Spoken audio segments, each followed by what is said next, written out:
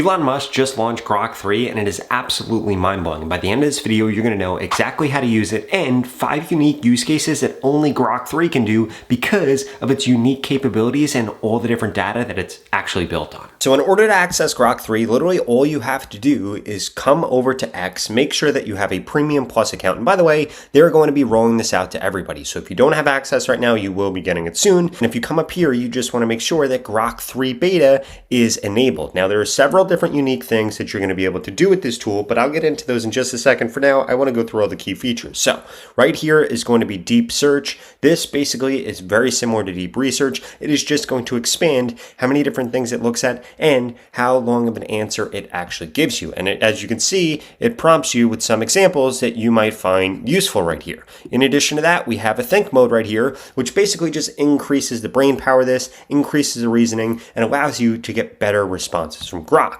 When you have this turned on, you can't attach anything like a CSV file or a photo, but if we turn this off, now attach actually comes back and you will be able to attach whatever you want in here. In addition to that, if you move me out of the way over here and we come over here, you will be able to see the history. Now, there are a few things that I really like about this. First and foremost, we could search through the different history. For example, if I wanted to find where I was talking about Dave Portnoy, I literally just type this in and you would be able to see that even though it doesn't show up within the name of this thread right here. In addition to that, you can bookmark things, so then they will only show in the bookmarks. And if you've created images, it will show you all of the different images that you've created. I mean, look at how cool this is. This is a great photo of a giraffe, and I even made a giraffe running through New York City, which I thought was pretty cool. But we'll do more on that later. Because the next thing I wanted to cover were the 5 things that you need to make sure that you do every single time that you prompt Grok. Because if you don't do these things, you're not going to get as good of a response as you should be getting. But before I get into them, I need you to smash that subscribe button. If you want to learn about the latest and greatest AI tools and exactly how to use them,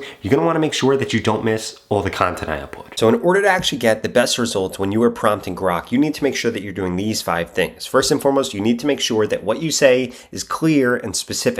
Secondly, you need to make sure that you're stating your goal and letting Grok know exactly what you're aiming to achieve. You need to make sure that you explicitly state any tools that you wanted to use. For example, if you wanted to analyze an X post or search the web or dig into specific content like a profile or a file, you need to make sure that you mention it explicitly. You also need to set the tone and the format. For example, do you want a concise answer, a detailed explanation, or something casual versus formal? And then finally, you need to make sure that you are following up with Grok. If its response isn't quite right, you need to refine your prompt or ask a follow-up question in order to actually get to where you're actually trying to get. So now we can get into the 5 unique use cases that Grok is incredibly good at. The first one is going to be helping you grow your X account. Grok has access to all of X's data, all of X's posts, and everything that X has on its platform. So it's really, really good at knowing what is trending on X, what kind of posts you should create, creating posts for you to be able to post, and so much more. On top of that, I really like actually speaking to Grok instead of using X's search feature. I used to go in there and search for things on X, but now I can just ask Grok questions and it actually shows me different posts that are relevant to whatever I'm looking for. Okay, so on the screen right here, I have 5 different use cases that this is really good at. And by the way, these are just 5 mini use cases for the first use case. I'm not saying that this is the entire video right here. So this one right here, finding what is trending in your niche on X. I personally, like I said, like this better than X search. It's great at creating memes. It's great at writing posts and threads, and it's great at analyzing different posts and understanding why something did well or why something didn't do well. For example, I am going to say to X, I am in the AI news niche. What content is trending on X right now for this? And this is going to go ahead, and this is actually going to search X and find me a bunch of different trending posts. And again, this is pretty nuts because this is incredibly accurate and it shows me all of the different things that are trending. And what I can also do is I can click into these posts right here, and this will show me exactly what posts this is actually referring to. And as we could see, 5 hours ago, 12 hours ago, 4 hours ago, and this is way better than what we typically see when we ask it for something that is so up to date, because X is where people get a lot of their news from, which is why this is so good, this is so accurate, and you'll be able to actually figure things out like this that are incredibly timely. So I'm going to say, I really like number one, can you please write me a great tweet thread about it?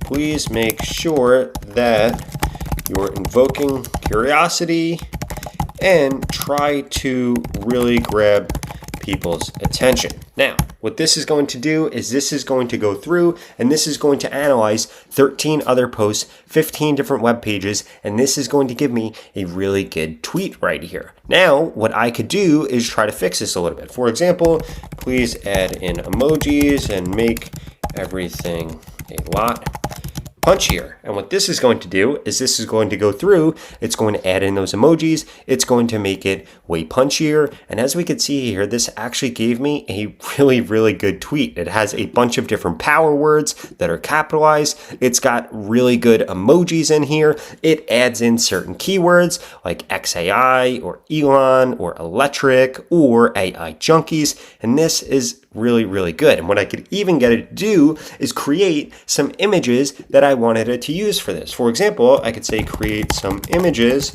I might want to tie into this, and boom, this is going to go through and this is actually going to create me a bunch of different images here. Now, this image tool does take a few seconds to actually run, but as you can see, this is creating some really unique things like Grok 3, and then it has this really cool background. I don't like the really small text that it put in here and all this other text, so I'm just going to ask it to remove all of that, or I could download this, throw this into Canva quick, I can resize the file, and then I'd be able to use this in my X post. Now, we use this for creating posts on X, but you could also get this to do a really good job of analyzing posts on X. For example, I could come over here, I could look at these different 13 posts, and I could actually screenshot one of these and then ask it why it did a really good job. Or I could take a screenshot of this and say, what kind of reply should I write to this? And it will give you a perfect reply to type, because replying to people on X is actually one of the fastest ways to grow. But that was just use case number one. The second thing that you could get Grok to do is you could upload a bunch of data to Grok and ask it, what trends do you notice here that I might not have seen myself? And again, you could do this with work, you could do this with a side project, you could do this with a bunch of different stuff, and it gives you some pretty cool insights. Like, I'm about to upload all of my different YouTube data to it, and watch what it shows me. Now, in order to actually do that, all I'm going to do is I'm going to take my different table data right here. I'm going to upload this into Grok, and I'm going to come over here and say, I am uploading all of my data from my YouTube videos. Please give me specific insights that I might not have realized myself. My goal is to maximize my reach, views, and audience retention. Now, what this is going to go ahead and do is this is going to go ahead and this is going to analyze this. And this gives me different key insights. For example, titles with mind-blowing or new features drive much higher engagement. It gives me higher CTR, is correlated with specific tools and use cases, and tells me what those are. For me, it's ChatGPT and Gemini. It tells me different video length and how that impacts retention and views. And then also it says that when I do something like this or something like this, it typically does much better. And this actually went through and gave me 7 different insights, and then it gave me strategic recommendations in order to maximize the views that I get. Now, this literally went through and just analyzed all of this data that I uploaded to it in a few seconds, which is pretty crazy. Now, if you wanted to take that a step further, you could just keep going back and forth with it and come up with better ideas or get an even deeper analysis, but I don't want to do that for the sake of this video. Instead, I want to move on to use case number 3, which is something that is incredibly unique to just Grok because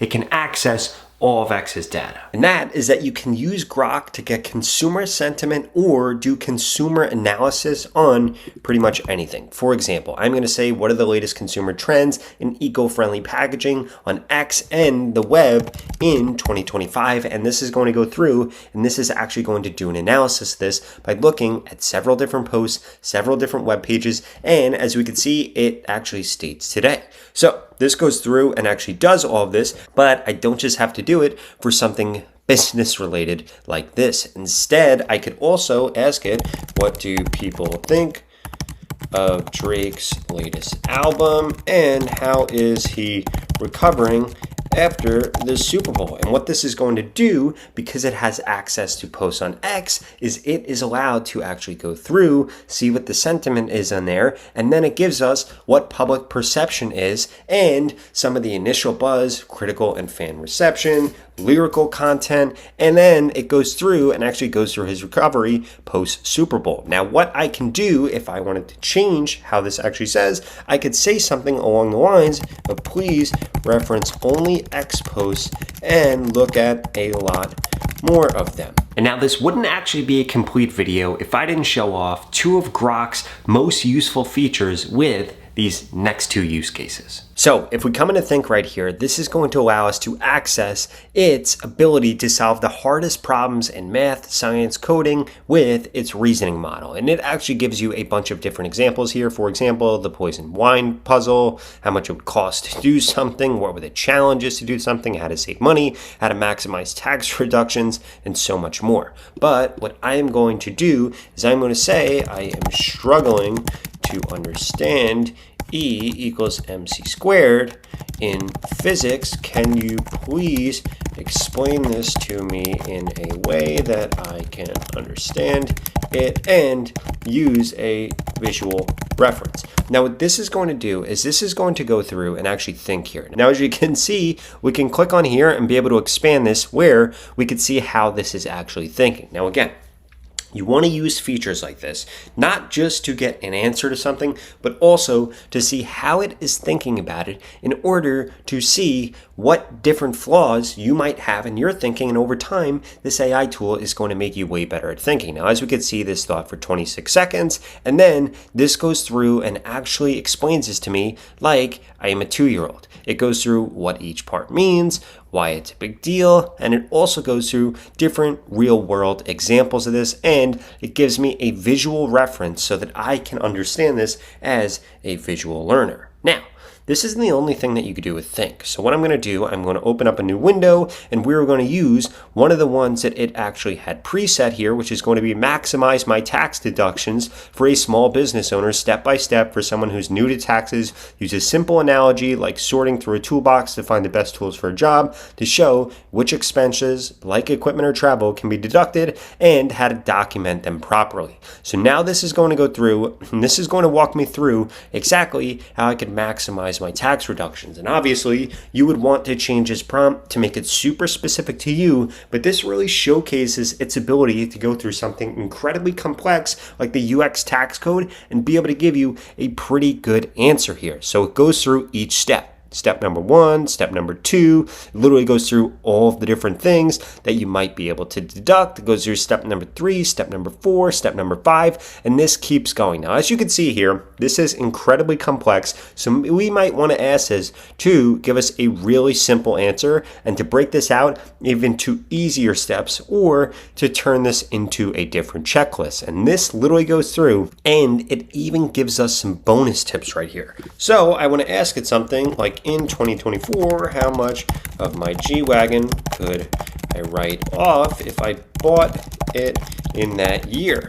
I paid $250,000 for it and I want to accelerate the depreciation. Now, accelerated depreciation, I know this as a business owner, was decreased in 2024. It started to decrease, I think, in like 2022, but you get the point. It has been decreasing over the time. So it shouldn't tell me that I can take 100% of a deduction. Instead, it should tell me that I could take less than that. And actually, if I go through the thinking here, you see that it actually just referenced the law that I was talking about. So this is going to go through, and this is going to tell me how much I could deduct on this. Now, obviously, with a case like this, you might also want to consult a CPA, but this is pretty good just to be able to get some back and forth and finally be able to get an answer on questions like this. So not only does this answer my question, it also gives me my vehicle's eligibility. It talks about bonus depreciation, and then it gives me the actual calculation here. So I paid $250,000,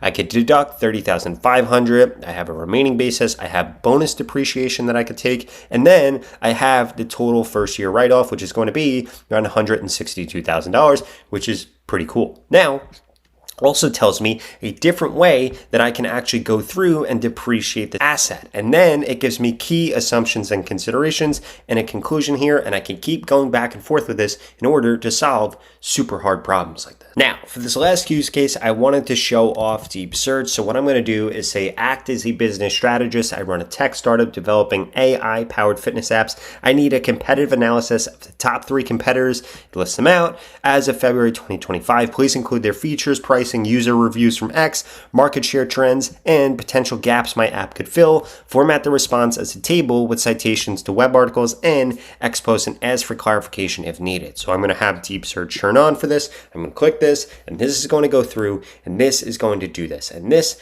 is absolutely incredible. I cannot believe that we are so lucky to live in an age where this can literally go through and look at 39 sources in 14 seconds, or 44 sources in, it actually can't keep up with this. I literally cannot keep up with this as I'm speaking. And as you can see, this is literally going to go through hundreds of sources in order to do exactly what I asked right here.